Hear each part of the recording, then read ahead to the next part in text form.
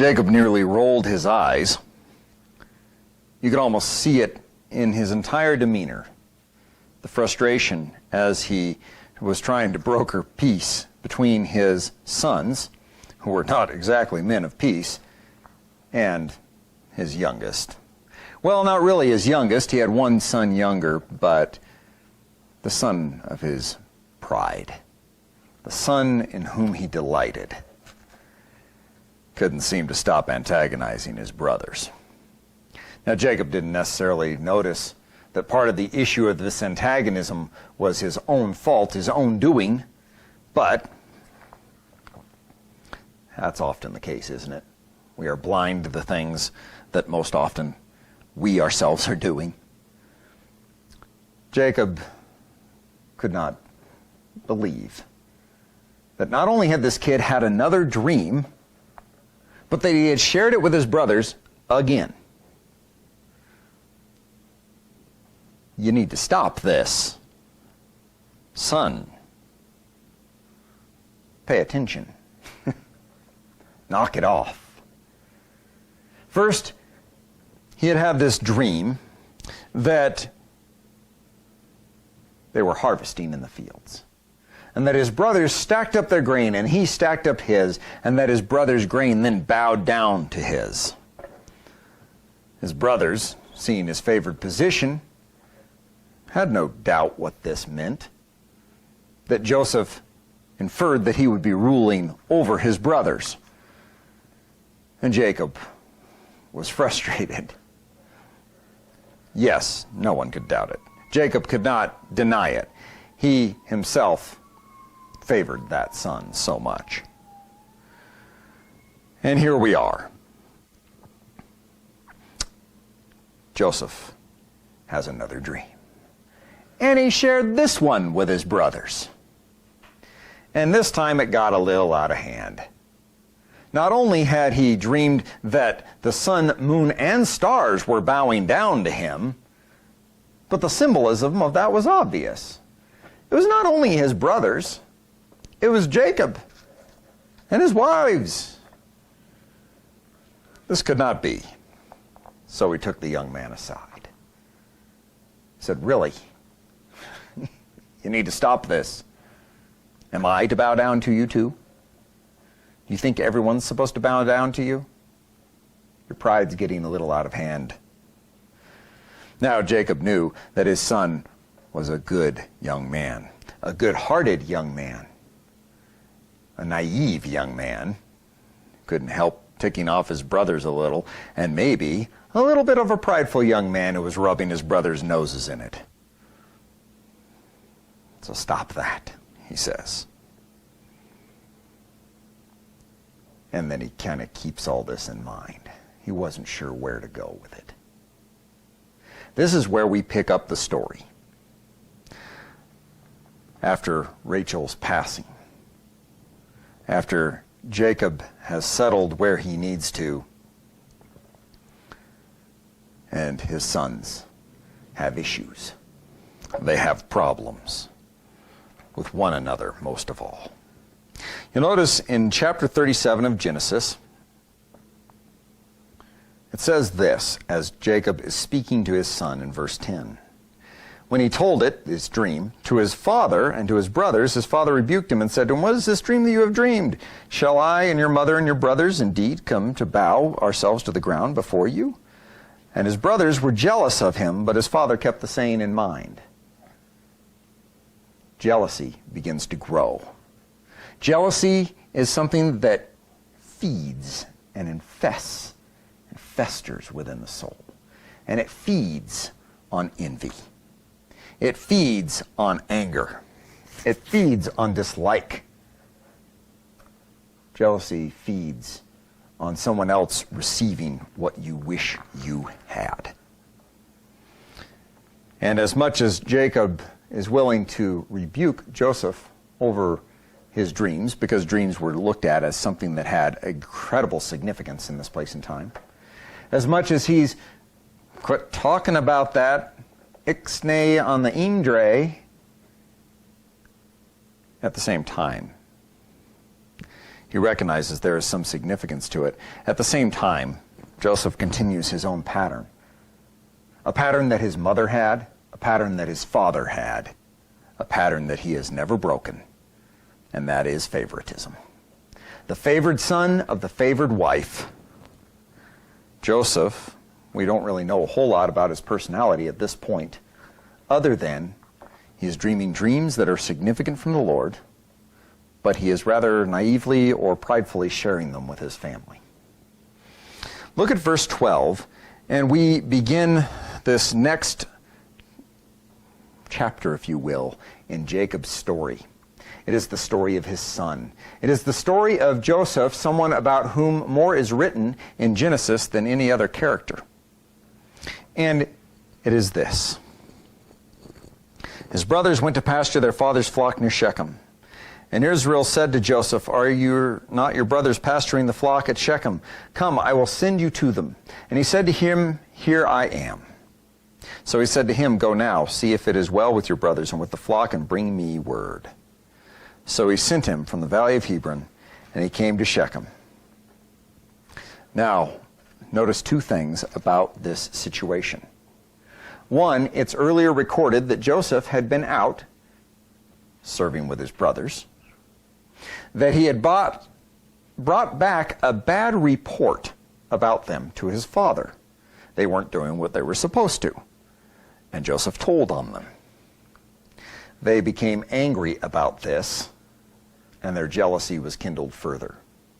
The word for jealousy in the Old Testament, in Hebrew, the root of it can mean passion or zeal. It can be used for a number of different things: anger, hatred, joy, love even. And that's where the word jealousy comes from. Jealousy is a deeply intimate, personal hatred. It is a deep-seated anger. It is an outrage that eats at you. And you'll notice that Joseph's brothers are being eaten away by this cancer. In verse 15, a man finds Joseph wandering in the fields. The man asks him, "What are you seeking?" "I am seeking my brothers," he said. "Please tell me, where are they pasturing the flock?" And the man said, "They have gone away, for I heard them say, 'Let us go to Dothan.'" So Joseph went after his brothers and found them at Dothan. They saw him from afar, and before he came near to them, they conspired against him to kill him. They said to one another, "Here comes this dreamer. Come now, let us kill him and throw him into one of the pits. Then we will say that a fierce animal has devoured him, and we will see what will become of his dreams." They are angry over these dreams. These dreams have been further fueled by his father presenting him that thing for which he is famous, for which Broadway has a play: a coat of many colors. Now, the Hebrew can actually mean that this coat was simply one with sleeves. It can be many colors, it can be sleeves. Either way, it's more expensive and it's rare. A coat with sleeves, because most coats were a piece of cloth thrown over you, cut a hole for the head, cinch a belt around the waist, hem the bottom. There's your robe. A robe with sleeves implies position. A robe that is decorated of many colors implies position. Joseph's brothers knew what his position was, and through his dreams he had made it clear to them. Jealousy was kindled. Desire for what I don't have that others have. What is one of the biggest problems, politically speaking, in our country right now? A desire for what others have that we don't. Whether I desire someone else's ranch, their property, their place, their palatial mansion, their wealth, their power, or simply I desire their good looks. I mean, after all, I once had a lustrous head of hair. Whatever we may desire that is someone else's, it drives a wedge in between them and us. And you'll see that with Joseph's brothers. They say, "Here comes this dreamer." They use it as an insult. Think about this. Dreamer would have been actually akin to prophet. receiving messages from God. This is an important thing. But no, this dreamer is the interloper. He's the favored son of the favored wife who has taken from our mothers their position, and it's taken from us our position. He has the love of a father that these all desire, and that is the root of this problem. They see him and they conspire, and they said to one another, "Let us kill him and throw him into one of the pits. Then we will say that a fierce animal has devoured him, and we will see what will become of his dreams." They forget that who gives those dreams, that God gives them.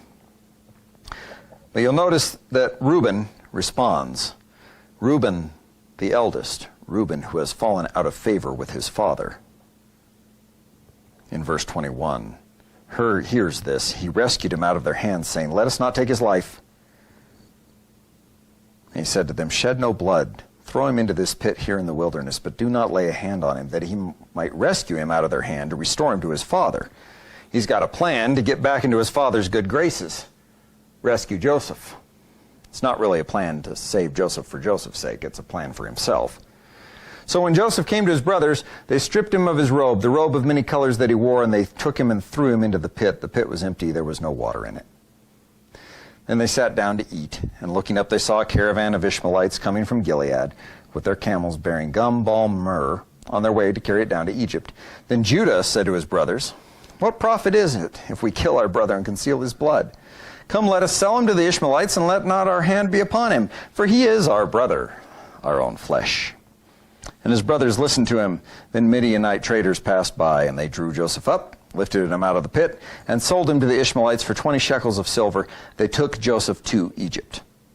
When Reuben returned to the pit and saw that Joseph was not in the pit, he tore his clothes and returned to his brothers and said, "The boy is gone, and where shall I go?"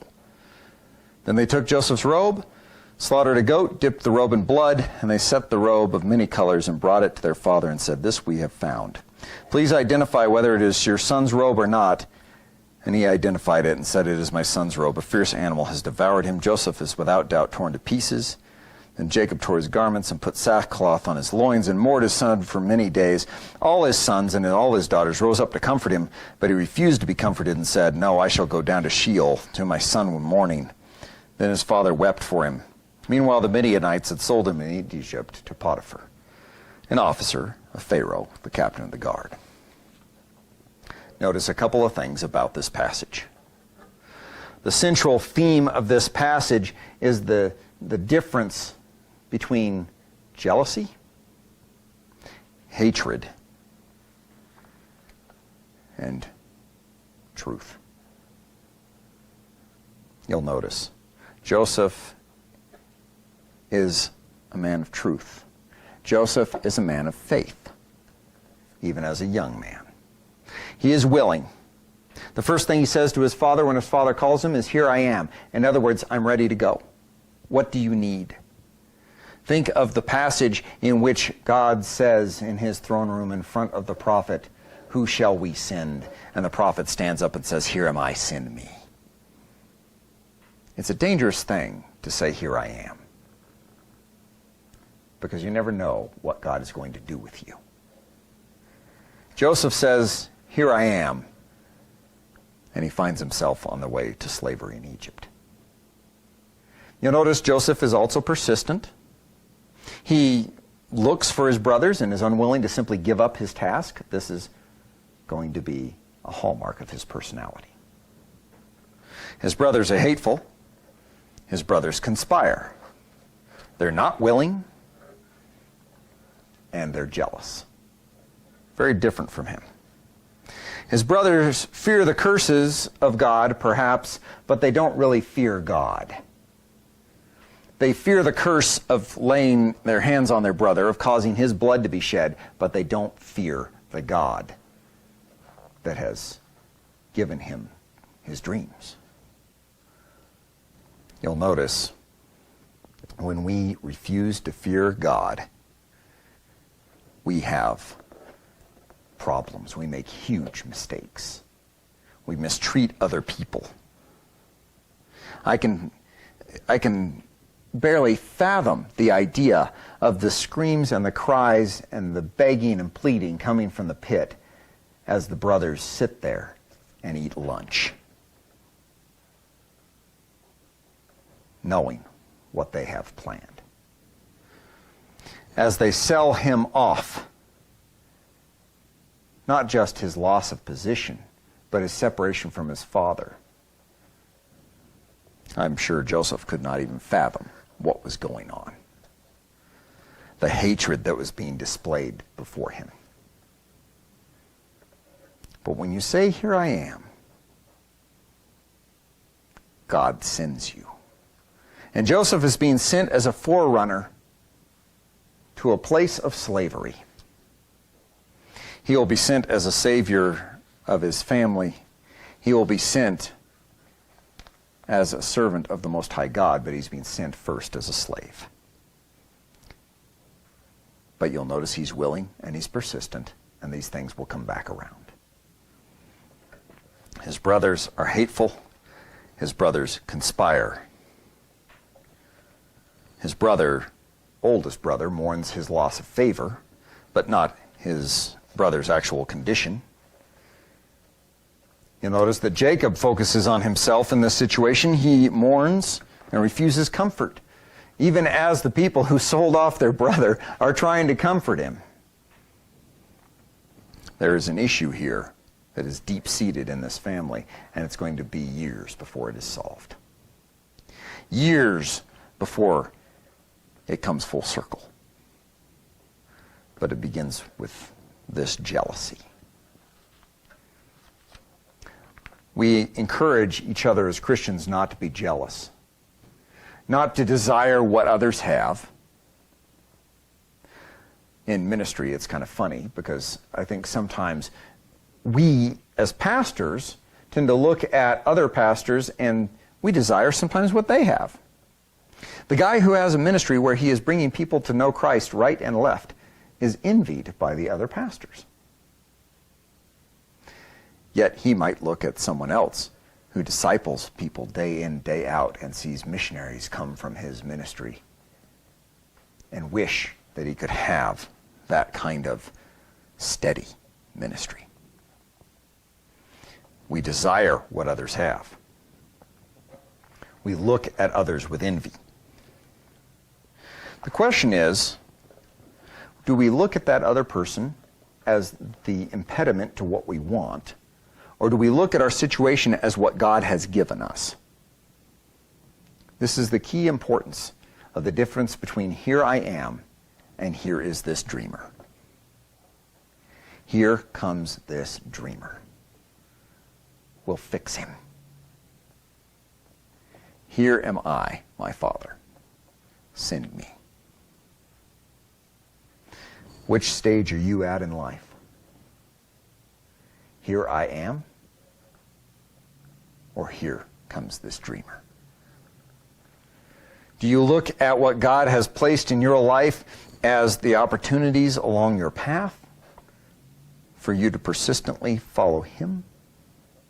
Or do you look at those things that seem to be in the way of what you want as the impediments and the frustrations of this life, perhaps even other people? I want to encourage you as we see the life of Joseph begin, as we cover from his adolescence to the greatness to which he will rise.